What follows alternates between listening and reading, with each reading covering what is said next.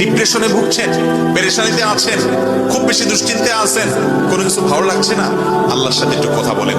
আল্লাহ, আপনি আমার সৃষ্টিকর্তা, আপনি আমার মালিক, আপনার কাছে আমার ফিরে যেতে হবে। আপনার কত অবাধ্য হয়েছি, কত নাফরমানি করেছি, কত সীমালঙ্ঘন করেছি, কত নির্দেশ অমান্য করেছি, কত নিষেধ লঙ্ঘন করেছি। আল্লাহ, এগুলোর জন্য পাকড়াও করলে আমার কোনো উপায় থাকবে না। মালিক, এখনো নাকের ডগা নিঃশ্বাস আছে, এখনো ক্ষমা চাওয়ার সুযোগ আছে। আপনি ক্ষমা চাইলে ক্ষমা করে দেন। আমি তওবা করছি, আর কখনো নির্লজ্জ কাজ করব না, আপনার নাফরমানি করব না। আপনি আমার অমুক পাপটা মাফ করে দেন, তমুক পাপটা মাফ করে দেন, আমাকে পাপ থেকে বাঁচায় রাখেন। আল্লাহ, আপনি আমাকে হেফাজত করেন। আপনি হেফাজত না করলে আমি নিজে নিজে বাঁচতে পারবো না। মালিক, আপনি রহম করেন। আল্লাহর সাথে একটু কথা বলেন। আল্লাহর কসম, সালহাতুস সঙ্গে বুদি দিল খারাস, আজমুদে এক জামানা খাকে বাস। পাথর হয়ে বহুদিন ছিলেন ভাই, একটু আল্লাহর সাথে কথা বলেন, চোখের পানি ফেলেন, দোয়া করেন, বিশেষ করে ভোর রাতের দোয়া। ভোর রাতের দোয়া